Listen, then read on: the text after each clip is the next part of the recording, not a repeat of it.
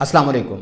Sugar पाकिस्तानियों को बहुत ज़्यादा मुतासिर कर रही है। 2023 की एक रिसर्च की गई, उसमें ये 30% पाकिस्तानी शुगर से मुतासिर है। यानी आप ऐसे समझ लीजिए कि हर तीसरा या चौथा बंदा शुगर का मरीज़ है। यही रिसर्च 2022 में बताती थी कि यही तादाद 26% थी। यानी वक्त गुजरने के साथ साथ शुगर वाले मरीज़ों की तादाद बढ़ रही है। शुगर हमारे पूरे जिस्म को मुतासिर करती है और बहुत से लोग इसकी अलामतों को इग्नोर कर देते हैं। यानी उनके लिए 200, 250, 300 शुगर नॉर्मल होती है, ये बढ़ी हुई नहीं है। कभी गोली खा लेते हैं, कभी नहीं खाते। शुगर आपकी ज़िंदगी के लिए जितनी ज़रूरी है, यानी ये अगर हाइपोग्लाइसीमिया हो जाए और हमारी शुगर कम हो 60-70 मिलीग्राम से, तो इसमें मरीज़ को बहुत ज़्यादा नुकसान होता है। लेकिन ये जब मुसलसल बढ़ी रहती है और कई सालों के लिए खून के अंदर बढ़ी रहती है, तो ये पूरे जिस्म के ऑर्गन सिस्टम को इन्वॉल्व करती है, उनको मुतासिर करती है। जो इसके मुतासिरीन ऑर्गन हैं उनमें सबसे पहले हमारी आँखें हैं, उसके बाद गुर्दे हैं, उसके बाद दिल है, उसके बाद खून की नालियाँ। ये 4 बड़े सिस्टम हैं जिनको हमारी शुगर बढ़ी हुई मुतासिर करती है। अगर आपको शुगर डायग्नोज हो गई है, आप इंसुलिन पे हैं या गोलियाँ खा रहे हैं, तो आपको फर्दर कौन से टेस्ट कराने हैं, यानी पूरे जिस्म को चेक करने के लिए, ऑर्गन सिस्टम को चेक करने के लिए वो कौन से 6 से 7 इंपॉर्टेंट टेस्ट हैं जो आपने सालाना यानी हर साल कराने हैं। सबसे पहली समझदारी ये है कि जब भी आपने अपने डॉक्टर को विजिट करना है, फिजिशियन को दिखाना है, तो आपके पास शुगर का रिकॉर्ड होना चाहिए। उसमें आपकी फास्टिंग यानी आपने खाने से, सुबह नाश्ते से आधा घंटा पहले की शुगर चेक की हो और उसको लिखा हुआ हो। उसके बाद पोस्ट प्रेंडियल खाने के 2 घंटे बाद की शुगर को कहा जाता है। ये आप दोपहर के खाने के बाद की ले सकते हैं, शाम के खाने के बाद की ले सकते हैं। इसका एक रिकॉर्ड बनाना बहुत ज़रूरी है, कम से कम 3 दिन का या 1 हफ्ते का। इस रिकॉर्ड को देखते हुए आपकी दवाई बढ़ाई भी जा सकती है, कम भी की जा सकती है। इंसुलिन के यूनिट बढ़ाने भी पड़ सकते हैं और कम भी करने पड़ सकते हैं। जब भी आपने अपने डॉक्टर को विजिट करना है, तो ये टेस्ट, ये रिकॉर्ड आपको ज़रूर मेंटेन करना चाहिए। ये रिकॉर्ड हर इंसान अपने हिसाब से मेंटेन करता है और मशीनों के ऊपर बाज़ औक़ात इसका फ़र्क भी आ रहा होता है। तो जो ऑथेंटिक टेस्ट अगला है वो HbA1c। इसमें जो हमारी HB होती है उसके ऊपर ग्लाइकेशन हो जाती है, यानी शुगर अटैच होती रहती है। तो ये हमें 2 से 3 महीने पुरानी शुगर का रिकॉर्ड दे देती है, यानी इस पूरे दौरानिए के अंदर शुगर कितनी अच्छी कंट्रोल रही है और दवाओं ने कितना असर किया है, इंसुलिन ने शुगर को कितना कंट्रोल में रखा है। ये सारी चीज़ें हम इस टेस्ट से अंदाज़ा लगा सकते हैं। HbA1c आपकी जो नॉर्मल होनी चाहिए वो 5.7 से कम होनी चाहिए। 5.7 से अगर कम है तो आपको शुगर का कोई मसला नहीं है। 5.7 से 6.4 के दरमियान आप प्री डायबिटिक हैं, यानी आपको शुगर हो सकती है या आपको साइलेंटली शुगर होने के चांसेस बहुत ज़्यादा हैं। अगर ये 6.5 से ऊपर आती है तब आपको कंफर्म डायग्नोसिस है कि आपको शुगर हो चुकी है। लेकिन बहुत सारे मरीज़ों में ये 9 आती है, 10 आती है, 11 हो रही होती है। तो इसका मतलब ये है कि पिछले 3 महीने में शुगर कोई अच्छी कंट्रोल नहीं रही।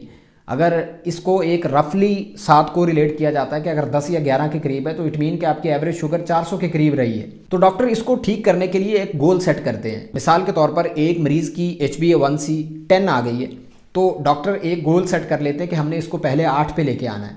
तो अगर आप अपने गोल के अंदर फॉल कर रहे हैं, यानी उसको पूरा कर रहे हैं, तब इसको हर 6 महीने के बाद करवाया जाता है।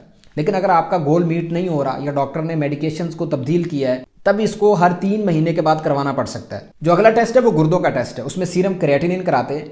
ये हमारी 1.4 से नीचे होनी चाहिए, लेकिन हर लैब का रेफरेंस डिफरेंट हो सकता है। ये तब बढ़ना शुरू होती है जब हमारे गुर्दे 50% तक डैमेज हो चुके होते हैं, यानी हमारे गुर्दों के अंदर फ़िल्टर होते हैं और फिल्टर जब मुतासिर होते हैं तो पता ही नहीं चलता, तो वो साइलेंटली आराम से मुतासिर होते रहते हैं। और क्रिएटिनिन उस वक्त बढ़ना शुरू होती है जब ये 50% से ज़्यादा मुतासिर हो चुके होते हैं। ये भी आपने ईयरली करानी होती है अगर ये रेंज के अंदर है। लेकिन अगर ये डी रेंज है तो फिर डॉक्टर आपको फ्रीक्वेंटली मंथली, 2 मंथली या 3 महीने के बाद भी बार बार करवा सकते हैं। उसके बाद जो टेस्ट आता है वो भी गुर्दों का टेस्ट है। उसमें हम पेशाब का एग्जामिन करवाते हैं फॉर माइक्रो एल्ब्यूमिन। आप ऐसे समझ लीजिए कि जो हमारे गुर्दे होते हैं वो छोटे छोटे नन्हे फिल्टर से मिलकर बने होते हैं। उनमें बारीक सुराख होते हैं जिसमें से हमारे फासिद मादे निकल जाते हैं और जो काम की चीज़ें होती हैं वो वापस खून के अंदर आ जाती हैं। तो गुर्दे उस वक्त मुतासिर होना शुरू हो जाते हैं, हमें अंदाज़ा होना शुरू हो जाता है जब ये वाली सबसे छोटी प्रोटीन उन सुराखों में से निकल के पेशाब में आना शुरू हो जाती है। यानी वो सुराख आस्ता आस्ता बड़े होना शुरू हो जाते हैं और सबसे पहले एल्ब्यूमिन आती है जिसको हम मैयर करते हैं। तो ये पेशाब का टेस्ट अगर आपका ठीक नहीं आ रहा और उसमें प्रोटीन आ रही है, तब आपको ये हर 3 महीने के बाद करवाना पड़ सकता है। बढ़ी हुई शुगर हमारी आंखों के पर्दे को मुतासिर करती है, जिसको हम रेटिना कहते हैं। इसको डायबिटिक रेटिनोपैथी कहते हैं। इसकी स्टेजेस होती हैं। अर्ली स्टेजेस रिवर्सिबल होती हैं, यानी वहाँ पर शुगर को अच्छा कंट्रोल कर लिया जाए तो ये ठीक हो जाती है। लेकिन अगर उसकी स्टेजेस ज़्यादा बढ़ जाती हैं, एडवांस स्टेजेस पे चला जाता है, तब ये इरिवर्सिबल हो जाती हैं और वहाँ पर मरीज़ को ब्लड विजन होती है, उसको नज़र नहीं आता, धुंधला नज़र आता है, बाज़-औक़ात उसको डबलिंग हो जाती है और बाज़-औक़ात उसको ब्लैक होल्स या हेलोज़ नज़र आते हैं। तो ये सारी की सारी कॉम्प्लिकेशंस होती हैं, क्योंकि ये आँख का जो पर्दा होता है ये बड़ा हसास होता है। इसको समझा और यही जाता है कि ये दिमाग की कॉन्टिन्यूएशन है, यानी दिमाग का एक हिस्सा है जो कि नीचे आँख में आया हुआ है। तो जहाँ पर अगर शुगर ज़्यादा रहती है, सॉर्बिटोल फ्रुक्टोज़ यहाँ जमा रहता है, वो यहाँ पर एडिमा करता है, फ्लूइड को अपने अंदर रखता है। जब वहाँ पर मुसलसल एडिमा रहता है तो ये बारीक नर्व्स जो होती हैं ये डैमेज होना शुरू हो जाती हैं और इस पे ये कोई दिनों में नहीं होता, ये दिनों में भी हो सकता है लेकिन इसको साल हा साल लगते हैं। अगर आपकी शुगर मुसलसल कंट्रोल नहीं हो रही तो ये रेटिना बिल आखिर आपका मुतासिर हो जाता है। तो ये एक टेस्ट होता है जिसको फंडोस्कोपी कहते हैं, ये आपने साल में एक दफ़ा ज़रूर कराना होता है। आंखों वाले डॉक्टर को विजिट करना होता है और आपने इसको एहतियातन, अगर आपको कोई अलामत नहीं आ रही, आपकी विजन बहुत अच्छी है, तब भी आपने साल में एक दफ़ा ज़रूर कराना है इसको। शुगर बहुत से सिस्टम्स को मुतासिर करता है, उनमें सिर्फ फहरिस्त हमारी वेन्स और आर्टरीज़ हैं। सबसे ज़्यादा ये आर्टरीज़ को मुतासिर करता है, उनके अंदर हार्डनिंग शुरू हो जाती है और वहाँ पर हमारा फैट, प्लेक्स, कैल्शियम जमा होना शुरू हो जाता है। तो खून की नालियों की जो नॉर्मल तासीर ये होती है, उनका फंक्शन ये होता है कि वो फैलती हैं और कंप्रेस होती हैं। जब दिल में ब्लड प्रेशर बढ़ता है, दिल जब ब्लड प्रेशर इन नालियों के ऊपर लगाता है तो ये उनको फैल के अकोमोडेट करती हैं। तो हमें ब्लड प्रेशर बढ़ा हुआ महसूस नहीं होता, लेकिन वक्त गुजरता है ये हार्ड होना शुरू हो जाती हैं, इनमें तब्दीलियाँ आती हैं। शुगर इनकी जो अंदर वाली तय होती हैं, लेयर्स होती हैं, उनको चेंज कर देती है। जब उनमें फैलने की सलाहियत और कंप्रेस होने की सलाहियत ख़त्म हो जाती है, तब आहिस्ता आहिस्ता हमारे पाँवों को, टांगों को ख़ास तौर पे खून की गर्दिश कम होना शुरू हो जाती है। उसमें बाज़ मरीज़ों को दर्द शुरू हो जाती है, रात के वक्त ये दर्द बढ़ जाती है, चलने के ऊपर उन्हें पेन महसूस होती है और जब ये बीमारी एक हद से बढ़ जाती है तो उसमें मरीज़ को बैठे हुए भी दर्द महसूस होना शुरू हो जाती है और दर्द बड़ी सीवियर होती है। आम दवाओं से, आम गोलियों से असर नहीं पड़ता। इसको हम पेरिफेरल आर्टीरियल डिजीज़ कहते हैं। इसमें एक टेस्ट किया जाता है जिसको हम एंकल ब्रेकियल इंडेक्स कहते हैं, यानी हम दो जगह से ब्लड प्रेशर लेते हैं, एक हम बाजू से लेते हैं और एक हम टांग से लेते हैं। फिर उनका मवाजना करते हैं कि यहाँ पर ब्लड प्रेशर कितना है और नीचे ब्लड प्रेशर कितना है।